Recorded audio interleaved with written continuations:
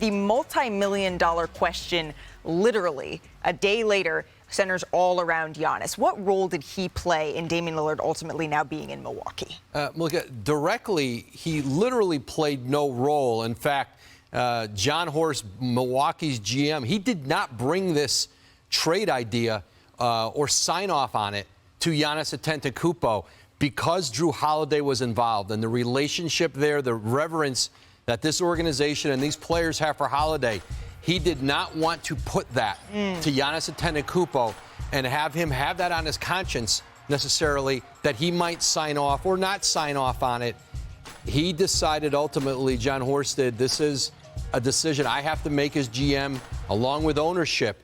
And so while Giannis didn't have any real direct influence on it, certainly in the broader scope, Horst makes this decision, the Bucks make this decision, believing that it gives them the best chance to win more titles, to contend over a longer period of time with Giannis Antetokounmpo, and of course, it gives them, they think, a better chance to get him to do a new deal with them when he's ready to sign an extension. And ultimately, that really is what matters. We promised Brian Windhorst, we promised Kendrick Perkins. They are with us as well. Brian, as you're looking at this in the Giannis piece, how are you putting this together in terms of, do you expect to see Giannis in Milwaukee for years to come now that Dame is there?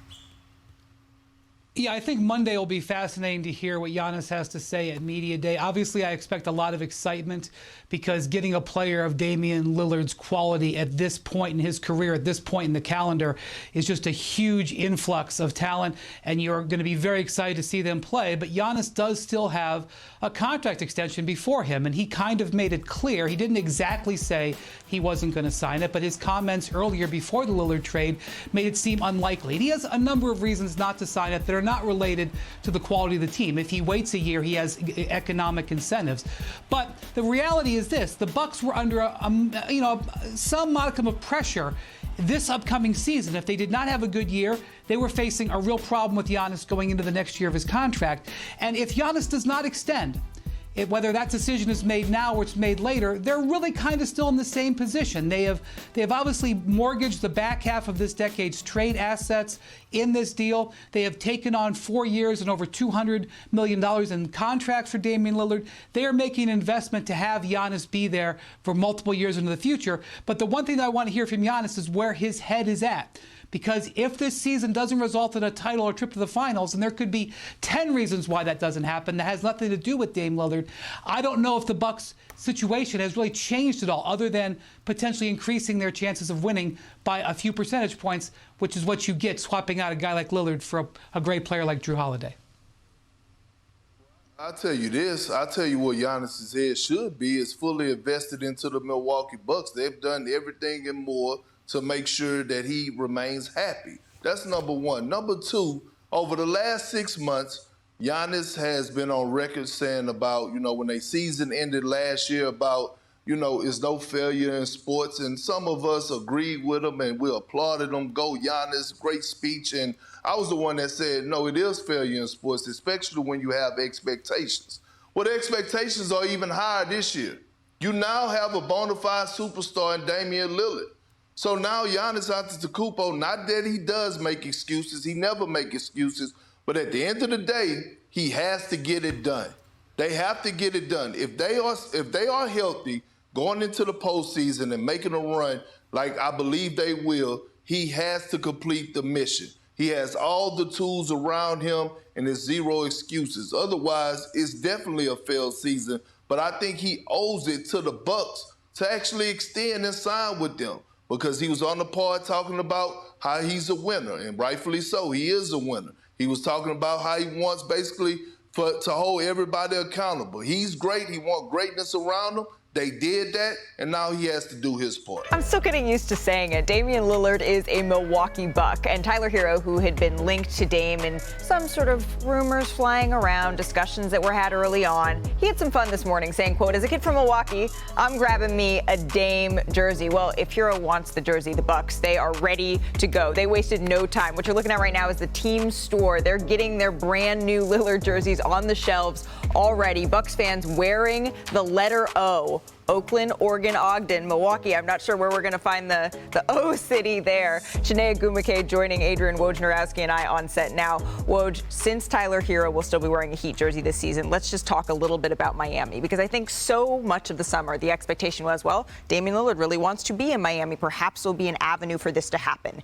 It did not. Is Miami content just going into the season with the roster that they have here? Yeah, I don't think Miami is ever content, but they may need to be resigned to it. And I think as an organization, you are always making value judgments on what different players are worth to you, your own players and somebody else's players.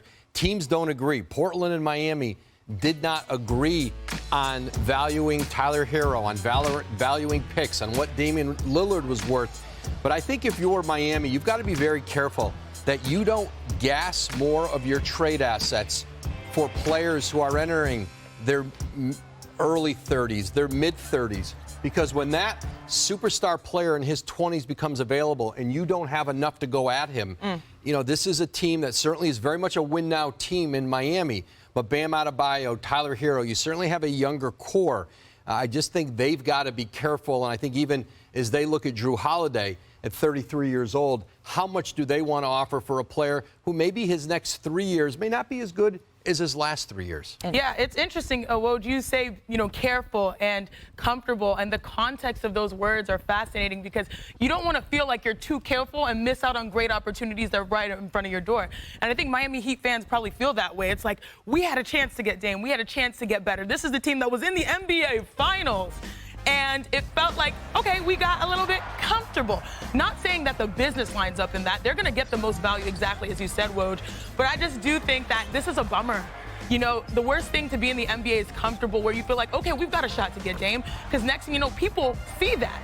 And the opportunities may not have lined up. Obviously, in Miami, it turned out to be Milwaukee. But now you look at Jimmy and you look at Bam, as you outlined, and it just is tough. It's a gut punch. Because this is a team that was in the NBA Finals. They have guys with potential. They have guys in their prime. And you feel like, based on the way the rest of the East stacks up, even though you were just there and you feel like you could take the next step, you could see it right in front of your face, now it's like that moment of comfortability is completely gone, and that's the nature of the NBA. Not to mention losing Max Strus, losing Gabe Vincent. It remains to be seen how big of an impact that those two losses are going to make. But you mentioned Jrue Holiday. With that, I want to bring in our front office insider, Bobby Marks, because I really feel like we need to crunch the numbers a little bit, Bobby. I know, first of all, Perk said earlier that he would just love to see Jrue Holiday on the 76ers. Can you just tell me how realistic that is, what that would look like?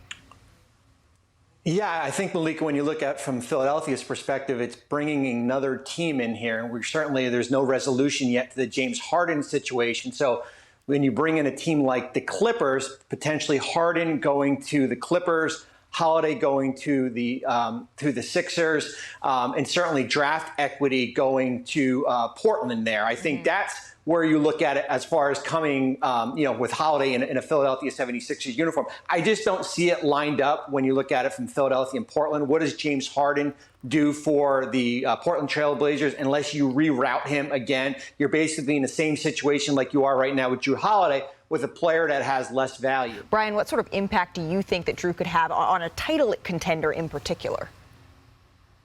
Yeah, one of the things that's huge here is that because of what Portland is looking for, like Woj said, which is draft picks and young players, you're not going to have to trade probably a core piece to get him, which is unlike a Damian Lillard negotiation. Some of these teams that were going to try to make a Dame Lillard trade would have had to trade a core piece. In a way, I've used the phrase he's kind of on sale. But the key is he is 33 years old. And as Woj just said, he's in the last year of his contract. And even if he goes to a place where he is comfortable, he is not permitted to extend his contract until the end of the season. I believe if he got traded in the short term here, it would be not until March. And if he doesn't get traded for a few weeks, it would be the end of the year. So you would have to, when you made your offer, you would have to try to judge how much you're willing to give up for a player that you might be renting.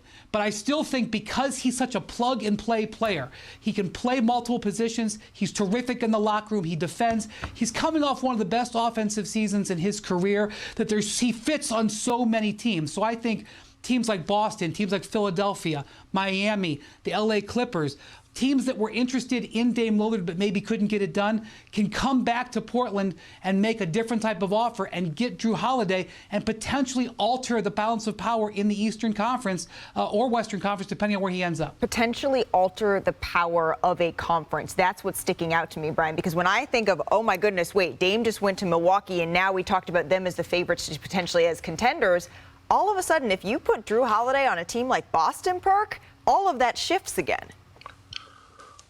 Or even a team like the Philadelphia 76ers. And here's an opportunity right now because we know, we know that Joel Embiid is probably fed up at this moment, right? Dealing with all he had to deal with the Philadelphia 76ers, from the Ben Simmons situation to the James Harden situation.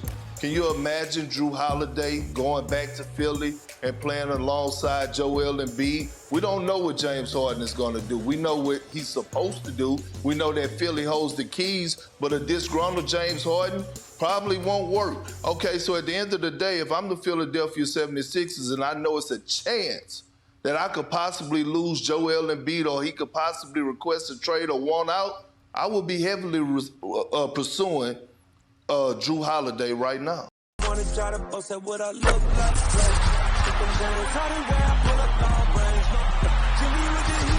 fire.